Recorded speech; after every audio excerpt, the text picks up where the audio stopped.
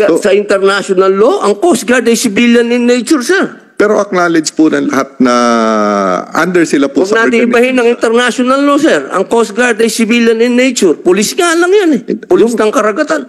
Sino po kaya ang pwedeng sumagot kung...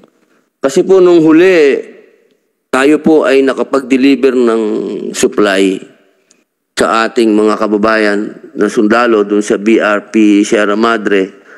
At bagamat nandun pa rin po yung mga dayuhan na paikot-ikot doon, paharang-harang, pero nakita po ang presence ng US Navy, yung kanilang eroplano. Totoo po ba ito? Nandun po ba talaga ang US Navy, palipad-lipad doon?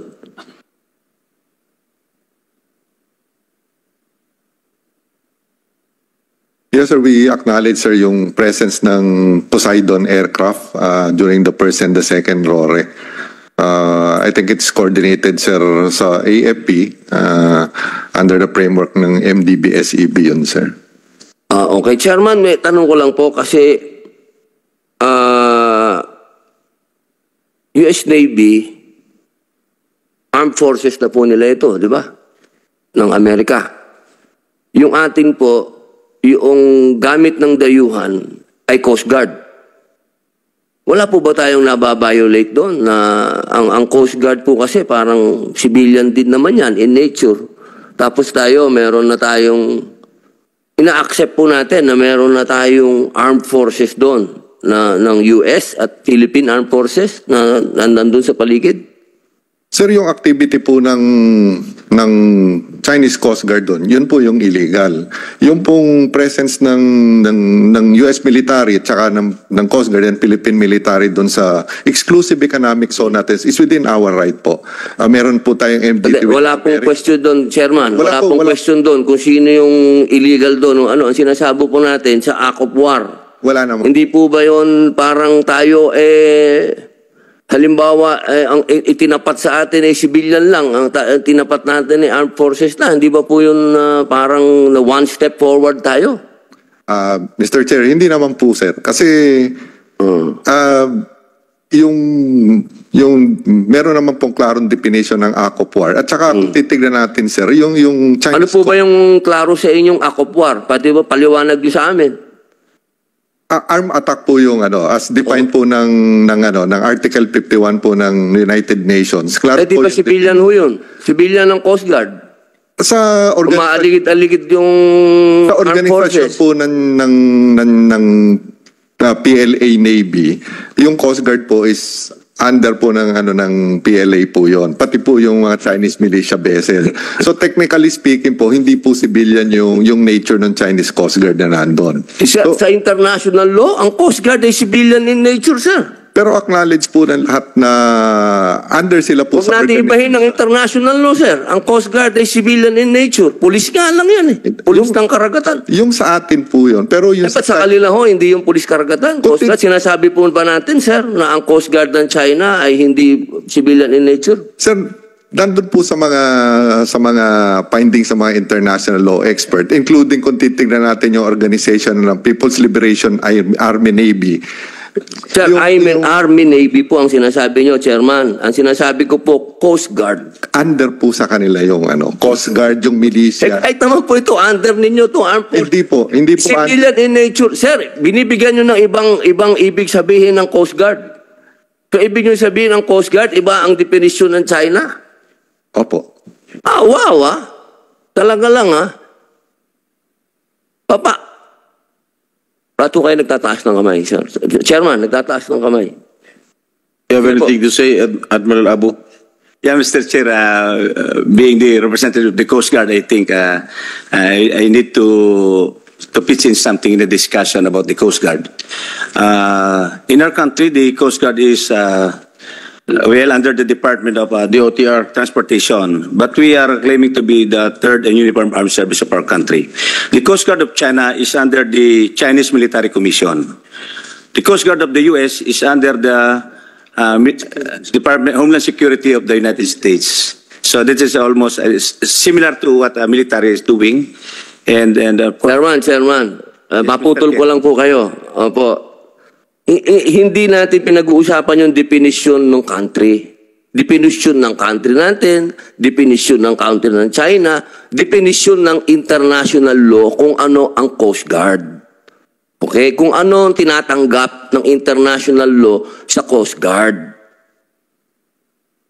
Ang sinasabi niyo po ba, Admiral, hindi ba po dapat na kayo ang dapat nagpapatrol doon? Para po nyo bang inaamin na hindi nyo kayang pangalagaan ang ating dagat at kailangan natin ng US Navy? Sir, sagutin nyo po. Simple lang naman po yung tanong ko, Chairman. Yeah, Mr. Inaamin po ba natin na hindi natin kaya? Kailangan natin ng US Navy doon, paikot-ikot. The reason why we are asking for the support of the national government in modernizing the Coast Guard, because the Coast Guard right now is entrusted with the national government in handling the issue in West Philippine Sea. Hindi po natin pwedeng sabihin na hindi natin kaya. Kinakaya po natin. We are mastering the much needed courage, determination, and patriotism of our Coast Guard personnel in the area. The reason why we are facing even the biggest among the ships of China Coast Guard, direct China natin. So kaya po nandito kami, ay nangihingi kami ng suporta sa kapulungan ito para matulungan ng Coast Guard to improve our capability. Now, in terms of, may I add, Mr. Chair, in terms of the definition of the Coast Guard based on international law, there is no exact and precise definition that the Coast Guard is not, is a civilian. It depends on how a country, the administration, attaches through legislation the Coast Guard of its particular country. So wala pong exact definition sa international law na tayo ay civilian. That's all, Mr. Chair. Chairman, wag natin masyadong, kasi mahirap yan eh. Dina-justify natin sa buong mundo may Coast Guard. Okay? Sila ang nagpupulis ng dagat. Ang armed forces, andyan yan paggera na. Wag natin ibahin eh. Kasi na tayo eh. Ang hirap naman natin na para naman tayong yan eh. Hindi naman kayo ang re-respond. Nangyari na po yan sa Scarborough Show. Sa panahon ng administrasyon dati. Alam naman po natin yung nangyari dyan. Nung naglabas kayo ng gray ship, naglabas na rin ng gray ship ang China, kaya nga nagkaroon ng standoff dyan eh. Matuto din po tayo sa nangyari. Hindi naman po pambihira naman mga kapatid ko. Ang sinasabi ko lamang po, at gusto ko lang malinawan ng lahat, inaamin ba natin na kailangan na natin ng Amerikano dyan? Yun lang naman po eh. Simple lang. Yun po ba? Andun na po ba tayo? One step na po ba tayo forward, mga kapatid? Mga kasama namin sa armed services. Yun po ba? Talaga po bang eto na tayo? Nandito na tayo. Kasama na natin sila. Nandyan na sila. Siguro gustong tukuyin ni Senator Robin na Yusek Madriaga kasi naging successful yung resupply mission natin sa BRP Sierra Madre just a few days ago dahil merong US aircraft na nag-orbit dun sa West Philippine Sea. Is that the main cause? Bakit naging successful yung resupply mission natin? Dahil meron presence ng aircraft ng Amerika? Kasi kung wala... Ang siguro ang gustong tanongin ni Senator Robin, kung wala ba yung presence na US aircraft doon, hindi magiging successful yung resupply mission natin sa BRP Sierra Madre. Thank you, Mr. Chair.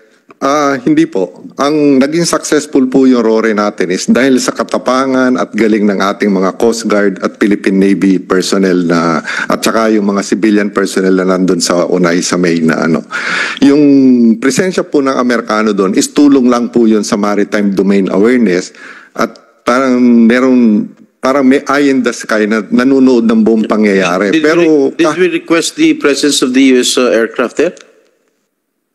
May coordination po sa AFP but kahit po pala yung sino